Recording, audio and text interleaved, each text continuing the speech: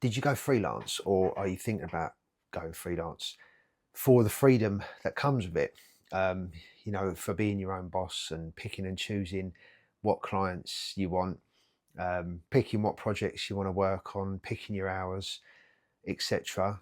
Only to find that you've never worked so bloody hard in all your life. Well, that's what I want to talk about in this video. I want to dig a little bit deeper into what going freelance means, what it is, and sort of the costs of being your own boss, basically. So let's get into it. Welcome to the shed. I've lit a few candles to get it all nice and cozy for you. It's pissing down the rain out there. Welcome to England in autumn, or in summer really, or any time of year, quite frankly. But yeah, so it's raining. So anyway, thought I'd light a few candles, get the heater on, and let's chat about it. Yeah, so I've been freelance for about 5 years now, self-employed. Although that being said, going back many years, yeah, what would it have been? Sort of 2006, 2007. I worked for myself as well back then. I had a graphic design company with a very, very good friend of mine, one of my oldest, bestest mates from our school days. And we had a graphic design company for about 3 years. And then, so we were a limited company way back then. And then we didn't really need to be fair, at that time, but that's what we were. We were a partnership, and we were doing a lot of work for the construction industry. And then the recession hit in 2008, and we lost a few big clients that we had at the time. And so I ended up going back into the workforce kind of thing, back on the books, in and out of London every day, doing the commute, etc. And yeah, mainly in the sort of construction, fit out, refurbishment, design and build sector, as a desktop publishing specialist, you might say, using InDesign primarily for everything that I was doing. So doing tender submissions and presentations, dabbling with PowerPoint, cringe occasionally, more than occasionally to be fair. But that was my bread and butter for like 20 odd years in London, doing the commute. And you get used to it, right? You get used to the grind for a while. But I always had in the back of my mind, I wanted to branch out again one fine day and do my own thing. I wanted to, strike out and go freelance again, or at least, be self-employed, whether that meant a limited company or whatever. I wasn't sure. So yeah, fast forward back to sort of like, 2020. And I did start a limit. I did go limited again. Again, didn't really need to be fair, but that's how the sort of wind was blowing, with the clients I was working with, etc. So anyway, it sort of made sense at the time to go limited. And then I'm not limited now, so I'm a sole trader here in the UK. And yeah, I love the freelance life. I love working for myself, without a doubt. I love being my own boss, although what does that actually mean? When you're working with clients, like multiple clients, they're clients and they're not your boss as such. They're hopefully, if all's going groovy, they're coming to you for your expertise and you're providing that. That's how it should be. Doesn't always pan out like that. And yeah, we might run into issues and stuff, but that's for another video kind of thing. But I want to kind of keep a bit of a bird's eye view of like what freelance has done for me, the good and the bad, and what it can do for you if you're thinking about going freelance, how this might help you, or if you are freelance, we can just get some shit off our chests. Hit me up in the comments, you know what I mean? I'm always interested to read. People's experiences, what people are going through. We're all different. We're all unique, and every situation is going to be different. But let's talk about freelance, kind of broadly speaking. My sort of final, 6 months to a year of being a paid employee. It was grim, like, you know what I mean? And I tell you what, for one thing, I was just in and out of meetings, constantly going to meetings that I didn't need to be at. I was getting feck all done, quite frankly. Like there was deadlines all the time. There was loads of work to be done, a whole pipeline of work, and I was just in and out of meetings all the time, and it just got ridiculous. It was like we're having meetings about meetings, and I was part of a big a big sort of group within the fit out sector. And I sort of said to my boss at the time, like I said, like I've got to knock this. Like, I can't keep. I'm getting nothing done here. I can't keep going in and out of meetings. And he was good as gold. He was a great guy, one of the best sort of bosses I've had really. And then over the years, and he was like, yeah, cool, do what you got to do, sort of thing. But yeah, the politics and some of the bullshit that comes with working in the corporate sector, I don't miss that shit at all. I really don't. You know, I don't miss the commute either, to be fair. London's always been a bit of a love-hate thing for me. I grew up I'm from London. I'm from East London originally. You might be able to tell by the accent, or you might not. Depends where you are at the moment watching this. But yeah, I'm from London. It's always been a bit of a love-hate, especially, you know, schlepping it in and out on the train and the tubes and whatnot. Don't miss that at all. So yeah, as a freelancer, like we crave ditching that 9 to 5 and everything that comes with it, right? But reality check as a freelancer. So you're constantly spinning plates. You're constantly juggling things, whether it's client outreach or multiple projects that are on the go at the same time. You're chasing invoices. Speak to any freelancer and they'll all have some fucking horror stories about invoices and stuff, you know, like having to chase things up. And you're learning new tools, you know, you're looking after your own business. You're a business of one, and you've got to be on the ball with your admin and your bookkeeping and paying your taxes, etc. So you're learning new skills, you're learning new tools all the time. So there's freedom that comes with it, of course. My current situation as it stands, and has been for a good while now, is I still get up early, don't get me wrong, I like to get up early and just crack on. But I'll come down here, I'll do a bit of work sometimes in the morning actually, in the house, up at the house, while my daughter's getting ready for school and stuff like that. It's just so I can be around and on hand if she needs a hand or my wife needs a hand with something. But then once she's off to school, you know, now it's getting colder, I'll have prepped the heater on down here in the shed, in the cabin, and I'll be straight down here and I'll be cracking on. So I love that. I've got that freedom that I can mass my commute now from the house to the cabin. So that's my daily commute. So it's definitely freedom to a certain extent, but there's a headspace shift that has to come with it, because you're just switched on 24/7 in terms of, like I say, finding work, speaking to clients, thinking about where the next payment is coming from, kind of thing. So it's not all rainbows and unicorns, you know. It's a lot of hard work. It really is. You're sort of swapping one freedom for another. Like when you're in a corporate job, you know, you do your like I would say 9 to 5, but it was never that for me really. It was like more like, it was like 8:30 to 5:30, plus the commute in, you know, an hour and a half in or whatever, an hour and a half home. So let's say you're getting home at like I was, like 6:45 in the evening. But then you can switch off, you can put your feet up. Actually, that's a bit of a lie, because I'd be going to the gym probably 3 times a week in the evenings. So yeah, I was only talking to someone about that the other day, how I just can't stand I guess, you know, again, another benefit of being freelance, I've got the day I can go to the gym during the day. I can go early in the morning, or I can go for my lunch or whatever. It's a 10-minute walk from here. But I remember when I was doing the corporate stuff, yeah, when I was doing a day job, I'd get home and then I'd be getting changed and then going straight down the gym and stuff. I was doing that sort of like, yeah, two or 3 nights a week, and then obviously training at the weekends as well. That was my thing.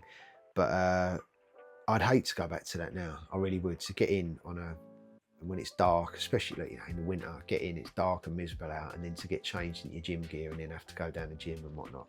And then by the time you get back then, you know, it's sort of like 8:30 at night or whatever it is. So anyway, you can see where I'm going with that, right? But what I'm trying to say is, your evenings, in terms of work and that, you could sort of switch off, you know, unless you've got a really pressing project on at work or whatever, or you've got a deadline and stuff coming up.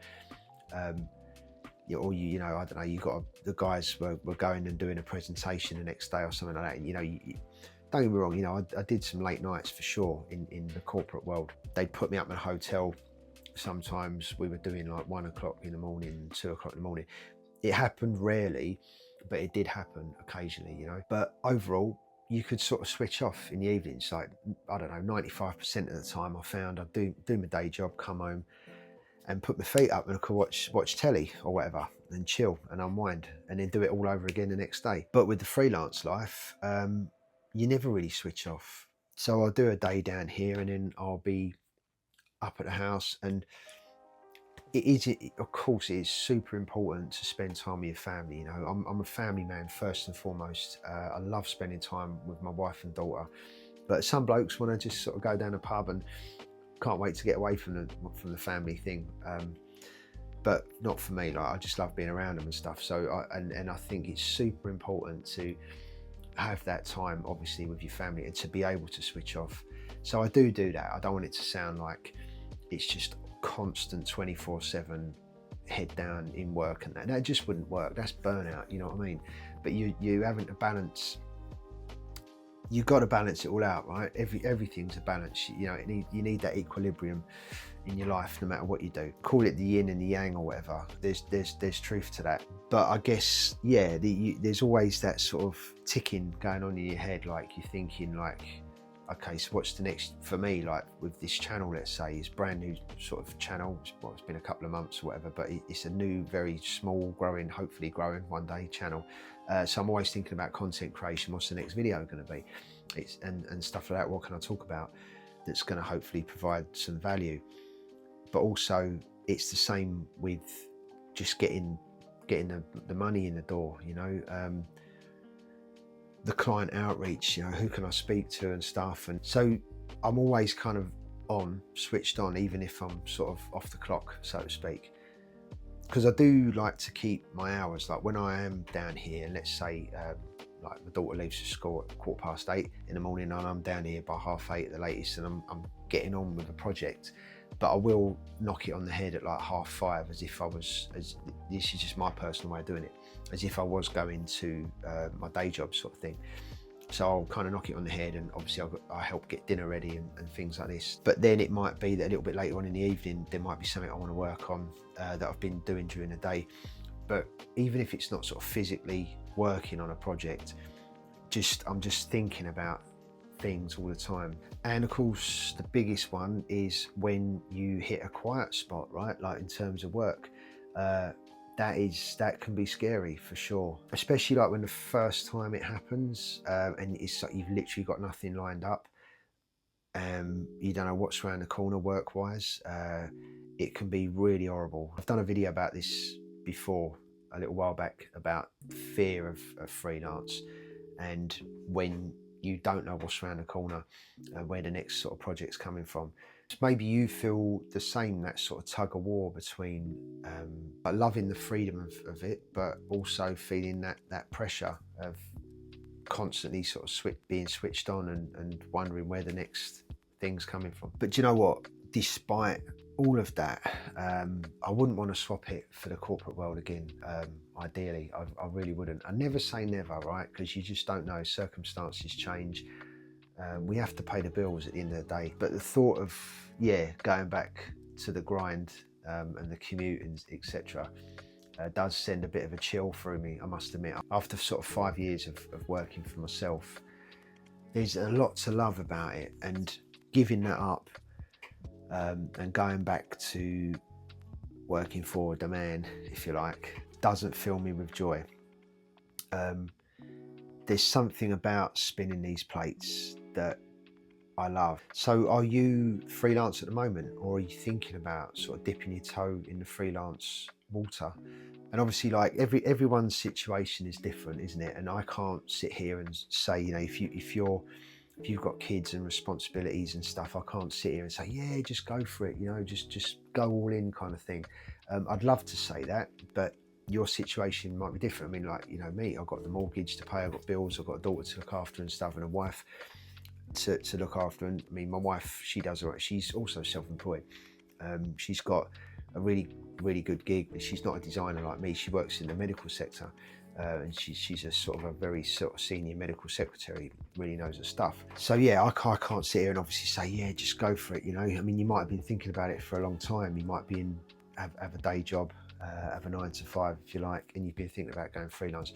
I think if you've been thinking about it for quite a while, I'd say definitely go for it, but do it slowly, yeah. Like become a sole trader, and take on some projects on the side if you can, and start to grow a bit of a client base over time. Easy said than done, I know, but with the proper outreach, and look to the people you know already, your connections and stuff, and start to build up.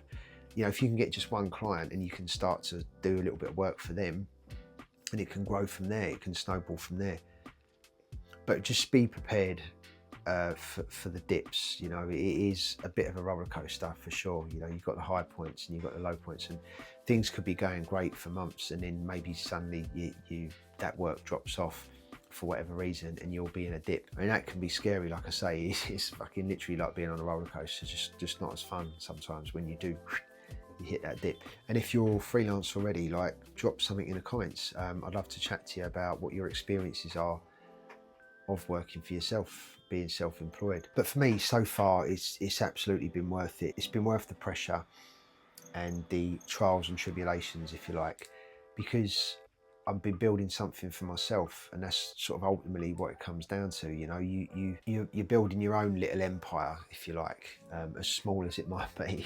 And those sort of relationships that you can build with people, I treasure those, you know, like with different clients. Things just feel more meaningful, right? I remember, like, when I was in my day job, how undervalued I felt at one point towards the end of being employed.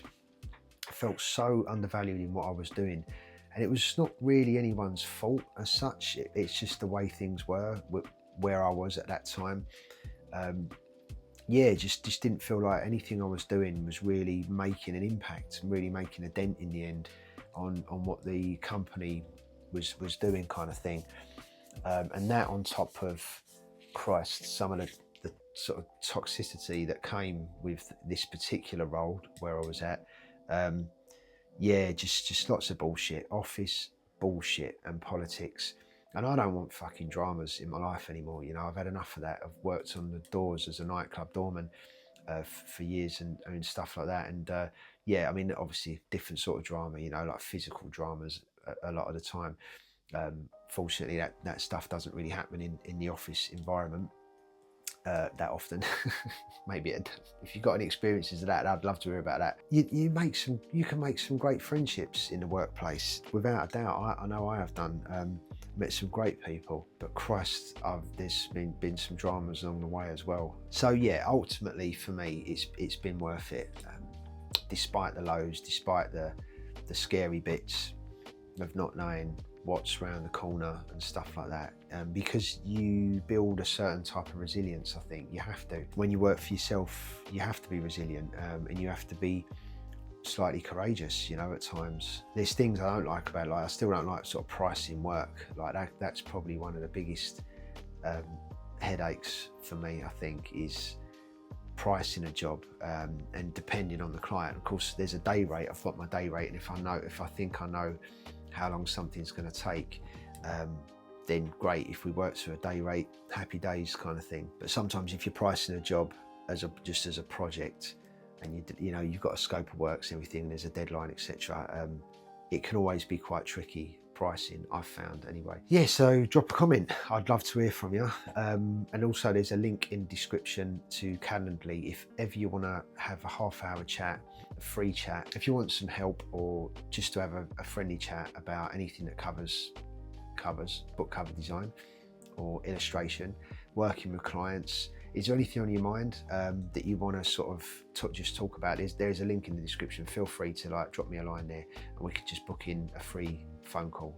It'd be good fun. I'd love to sort of have a chat with you and see where you're at, and maybe I can learn something from you and you can learn something from me. Until the next shed episode, keep creating, and I'll see you soon. Take care. Bye.